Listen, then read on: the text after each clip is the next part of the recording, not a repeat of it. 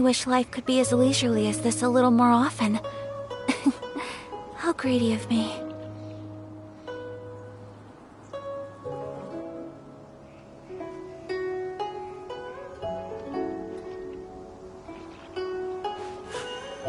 A blade embraces its duty, as a jeweler cherishes their gems.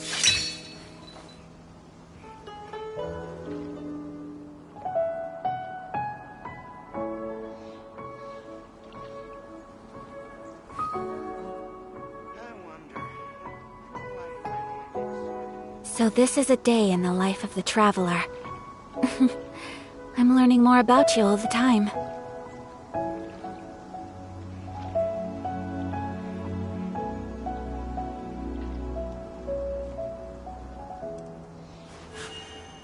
A blade embraces its duty, as a jeweler cherishes their gems.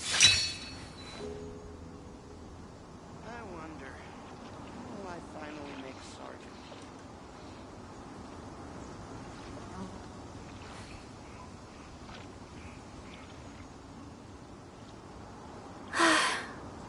I only wish life could be as leisurely as this a little more often.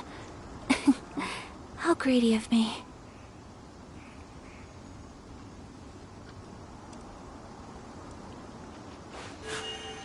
A blade embraces its duty, as a jeweler cherishes their gems.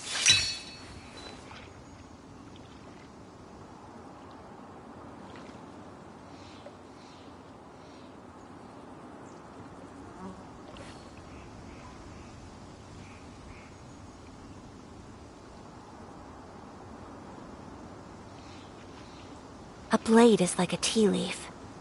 Only those who sample it many times can appreciate its true qualities. Whirling snow!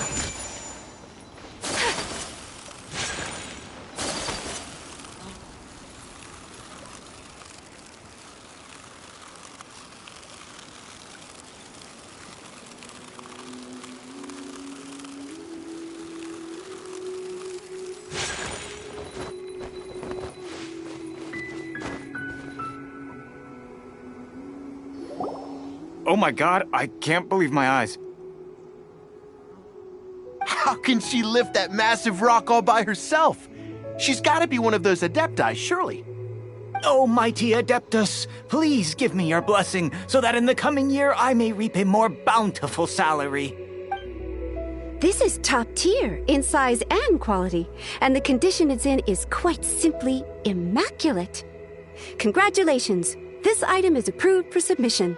I'm going to award you full marks for the Sunset Vermilionite item. May I take your name? My name isn't important. I'm not even here to compete. I was just delivering this for some other people. They should be here any minute now.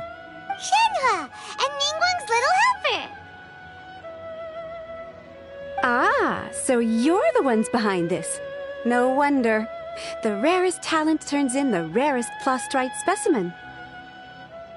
But I have to correct you on one point. It's not helper, it's secretary. Okay then, Miss Secretary, what do you think of the rock we found? Pretty amazing, right? In truth, it is the finest piece of plastrite we have received so far.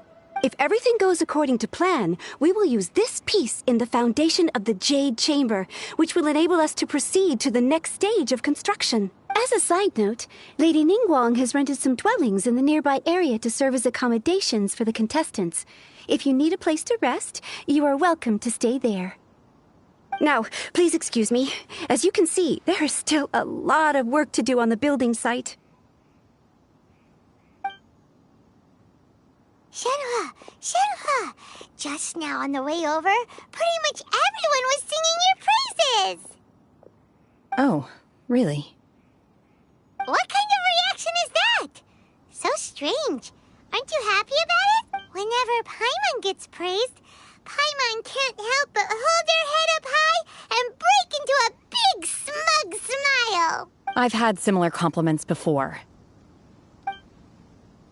They call me an Adeptus, treat me with great deference and respect, as if I'm set apart from the common folk. Yeah, 'cause that's how Adepti are. At least the ones we've met are pretty unique and reclusive, too.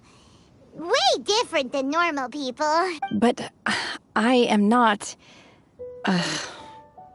Shenhe? I'm fine.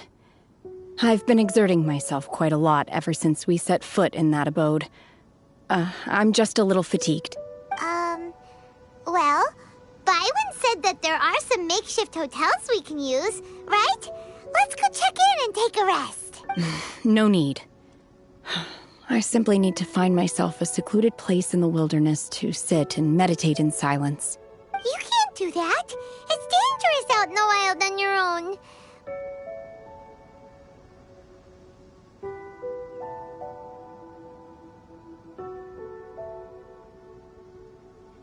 When you're hungry, you go eat something tasty. And when you're tired, you go lie down in a nice, comfy bed. All right? Seriously, don't punish yourself like this. Okay. If you insist. Great! Now we're talking. Let's head to our hotel.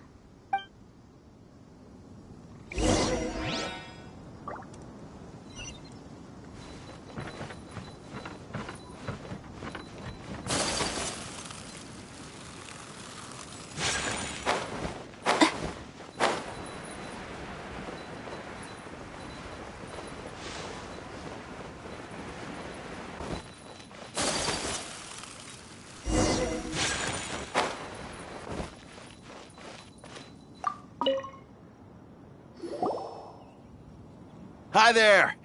Checking in, are we? You're just in time. We only have 2 rooms left. Since this was chosen as the building site for the new Jade Chamber, we've had a constant stream of people in this area. And not just workers either. Visitors, business people, tea sellers, all sorts. So, business is booming for me today. Very few vacancies. You're lucky you got here when you did. Great! One of your rooms is still being cleaned. I guess it should be ready within the hour. The other room is just through the door on the left. Here are your keys. All right. Hope you enjoy your stay. Please excuse me, I'll leave you to it. Shenhe, you should go get some rest. We'll hang around outside until the other room's ready. Paimon's gonna go see if there's anything good to eat around here. Paimon couldn't help but notice one of the guests walk in with a huge grilled chicken drumstick before. Let's buy one for Shenhe too. She can have it as a midnight snack. Or save it for breakfast tomorrow. All right. I will head to my room for now. If you need anything, don't hesitate to disturb me. I'm a light sleeper. I will hear if you knock on the door. See you tomorrow. Hey! Isn't that Cloud Retainer? What's she doing here? Let's go and say hi.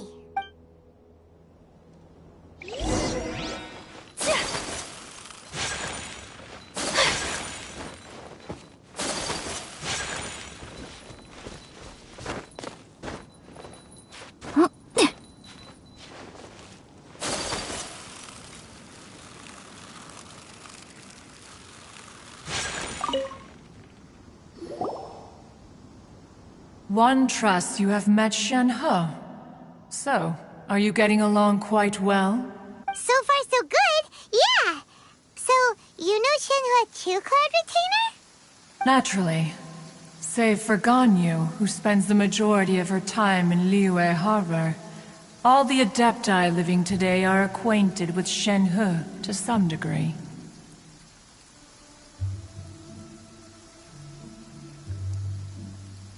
Cool. So, what's her Adeptus name anyway? Calling her Shenhe feels kind of friendly, but also kind of disrespectful. So Paimon's thinking maybe it'd be better if we called her by her Adeptus name instead. Her Adeptus name? Why, pray tell, would Shenhe have an Adeptus name? Don't all Adepti have a special title they go by? On this latter point, you are correct. However, Shenhe is human.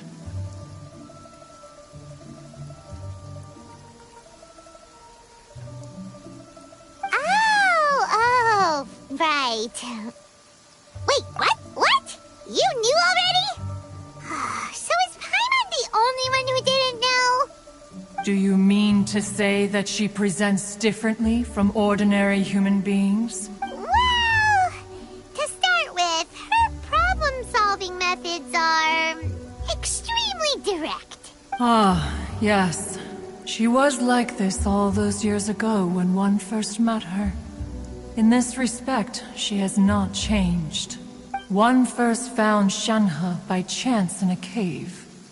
One was passing by and sensed the presence of a god's remains. Being of an ever-vigilant disposition, one entered immediately to inspect the scene. Inside was Shenhe, then aged around 6 years old. In her hand, she held a dagger with which she was confronting a monster that was the god's remains incarnate. That sounds so dangerous. When one arrived, she had already been locked in confrontation with this monster for several days. Most mortal children are fragile, both physically and mentally, and are highly reliant on their parents for survival. But not so her. That she was able to endure such terrible danger was due not only to her strong willpower, but also to the bloodlust and homicidal instinct with which she was born. One dealt with the monster, yet she still refused to lower her guard. She even pointed her dagger in one's direction and remained ready to strike. Only after she was satisfied that one had no intention to cause her harm did she finally relent. She then passed out without uttering a single word. In other words, if you hadn't passed by that day, Shenhe might have... Not necessarily. Upon one's arrival, one could sense that the god's wrath was gradually receding. Even had the stalemate continued, one suspects that Shenhe may have still emerged the victor of the confrontation. That's still so dangerous, though.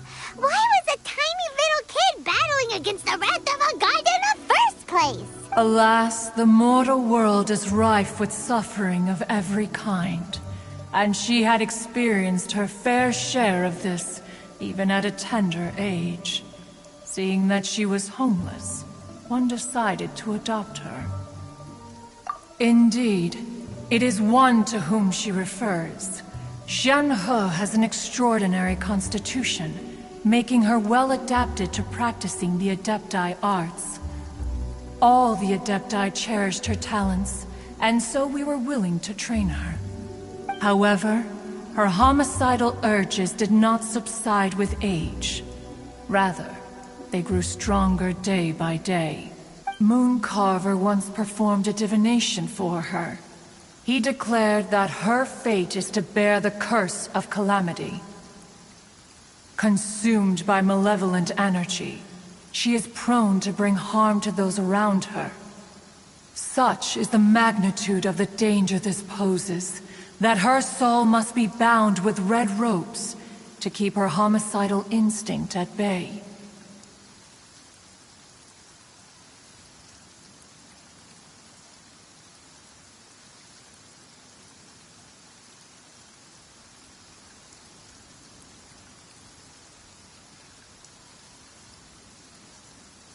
The red ropes have indeed served to keep her calmer and more content. They also seem to have rendered her somewhat inexpressive. Perhaps the red ropes are so powerful that they have suppressed some of her other emotions as well.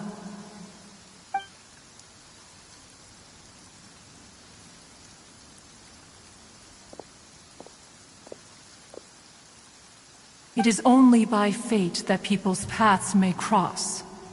Now that Shenhe's path has crossed with yours, please be sure to treasure the gift that fate has given you, and take good care of her. Oh, now Paimon gets it.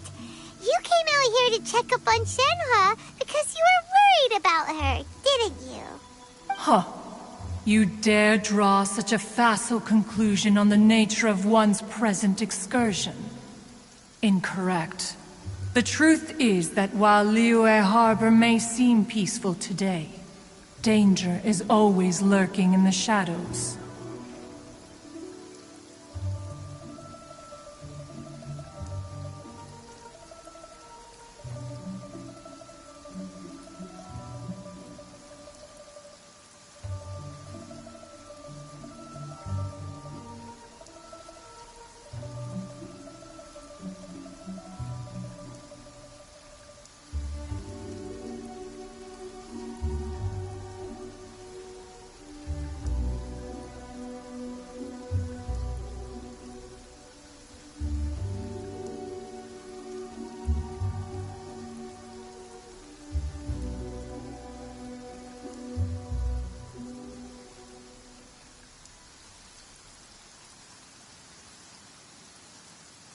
Ningguang once made a bold assertion that this is to be the era of the contract between Liyue and the humans.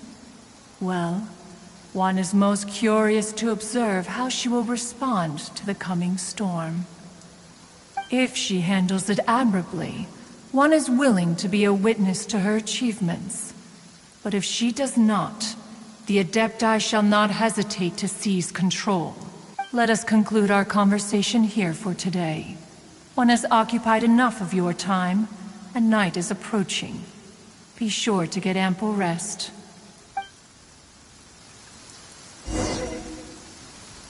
So, Shenhe isn't an Adeptus after all. She just grew up around the Adepti. Oh, no wonder she doesn't like being treated as an Adeptus. Having everyone falling over themselves to show their respect all the time must be kind of hard to deal with.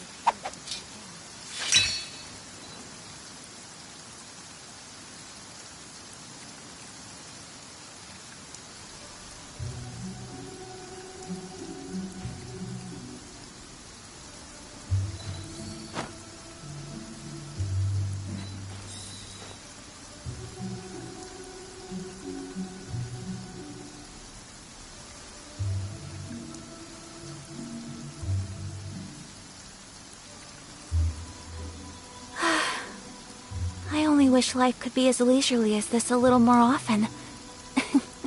How greedy of me.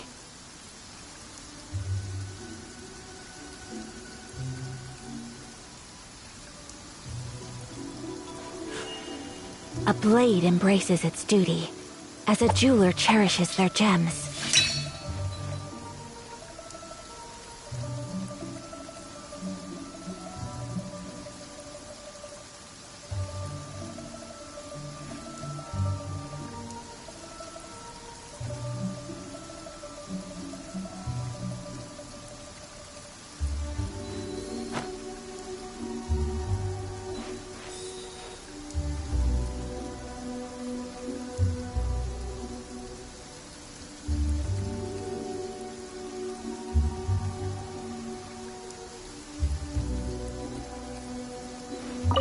A human raised by the Adepti is precisely what Liyue needs right now. It is also what the Adepti wish to give to Liyue.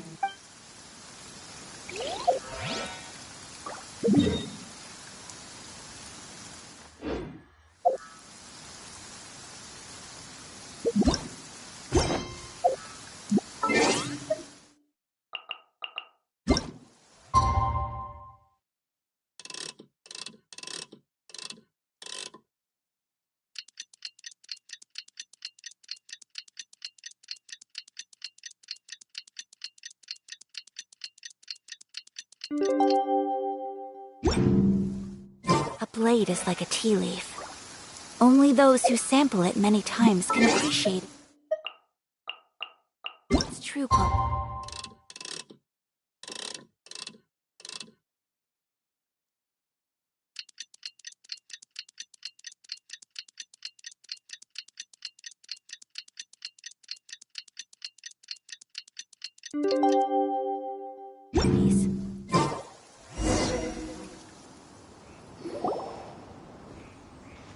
Hey!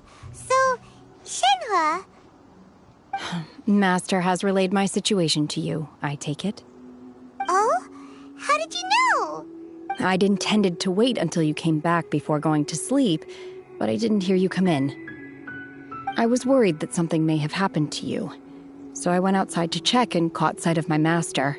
On top of this, you have been acting very strangely around me this morning, causing me to suspect that my master must have told you everything about me. After all, Master is very talkative. Sorry, Shenhua. Paimon had you down as an Adeptus this whole time, but it turns out Paimon was wrong. It's okay. I don't mind. The fault is mine for not explaining everything to you sooner, because in my experience, trying to explain is a futile pursuit. Still, though you mistook me for an Adeptus, you never treated me as distant and unapproachable. Instead, you treated me as you would a friend. For this, I am very grateful indeed. To be fair, we've met our fair share of real Adepti, too. Anyway, now it's settled. From now on, you're our friend. Whether you're an Adeptus or a human isn't the important thing. First and foremost, we're just plain old friends. Got it. Although I don't know quite what it entails in terms of what I have to do, I must say I like the title Friend very much indeed. Great!